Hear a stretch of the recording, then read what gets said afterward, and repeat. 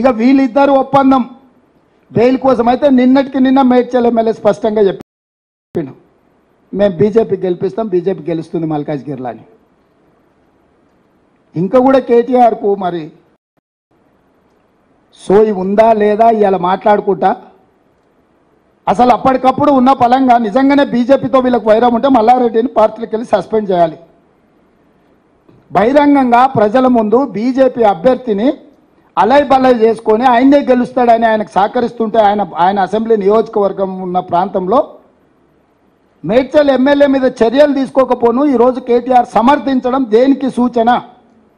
నేను మొదటి నుంచి చెప్పిన 5 పార్లమెంటు నియోజకవర్గాలను తాకట్టు పెట్టినరు బీజేపీకి బీఆర్ఎస్ వాళ్ళని. పోయినసారి నేను ఎంపీగా నిలబడ్డప్పుడు మల్కాజ్గిరిలో 31 సమావేశాలు పెట్టిండు కేటీఆర్ నన్ను ఓడించాలని.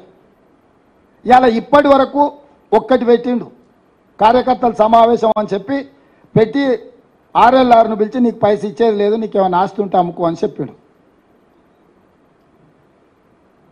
ఇన్ని వేల కోట్లు దోసుకున్నావు, బూత్ ఖర్చుల కన్నా ఆర్ఎల్ఆర్కి ఇవ్వాలి కదా. అంటే నువ్వు ఎన్నికలు చేయకు, వదిలేసాయి, ఈటల రాజేందర్ గెలవాలి.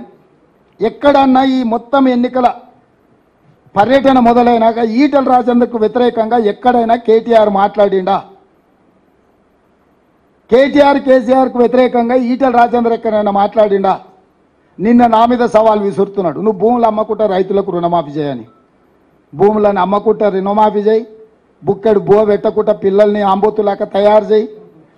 ఏందా రాజేందర్, ఏం మాట్లాడుతున్నావు నువ్వు?